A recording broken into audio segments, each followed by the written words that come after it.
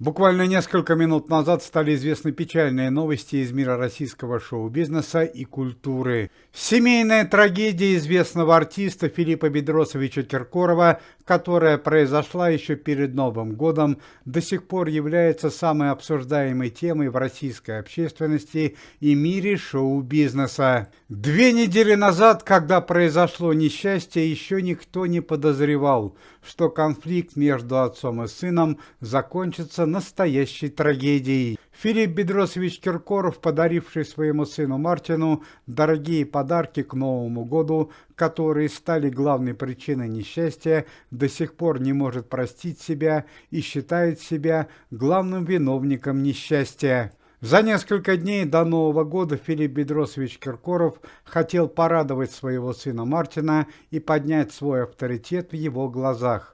Он подарил Мартину дорогие новогодние презенты: однокомнатную квартиру в Москве на Лубянке за 17 миллионов рублей, дорогую иномарку за 100 миллионов рублей и шикарный набор игровых приставок. Однако, как показало время, дорогие подарки не принесли никакого счастья Мартину, а лишь стали причиной несчастья. Сын Филиппа Бедросовича Мартин, который часто общается с друзьями гораздо старше его, рассказал об этих дорогих подарках своим товарищам, участникам телепроекта «Дом-2».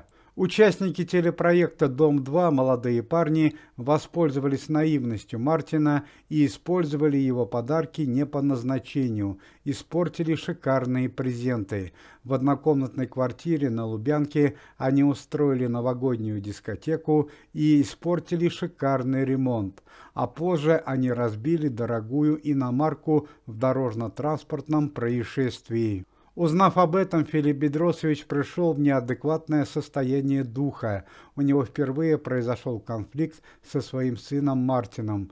Филипп Бедросович не рассчитал свои силы и нанес Мартину серьезнейшую черепно-мозговую травму, после чего сын Филиппа Киркорова оказался в реанимации, а потом в коме. Состояние сына Филиппа Киркорова стало ухудшаться с каждым днем, и перед Новым годом состоялась коллективная молитва о выздоровлении Мартина. К сожалению, она не принесла никакого эффективного результата. Ну а в ночь на 31 декабря состояние Мартина еще более усугубилось, и Филипп Киркоров, который считает себя главной причиной трагедии, перешел к кардинальным действиям. 2 января специальный борт медицинского самолета, на котором находились Филипп Киркоров, его близкие и смертельно больной Мартин, вылетели в Израиль. Филипп Бедросович Киркоров воспринимал израильскую медицину как лучшую во всем мире и надеялся, что лечащие врачи этой страны спасут его сына. Израильские медики провели сыну Филиппа Бедросовича Киркорова 2 срочные операции, однако желаемого чуда не произошло.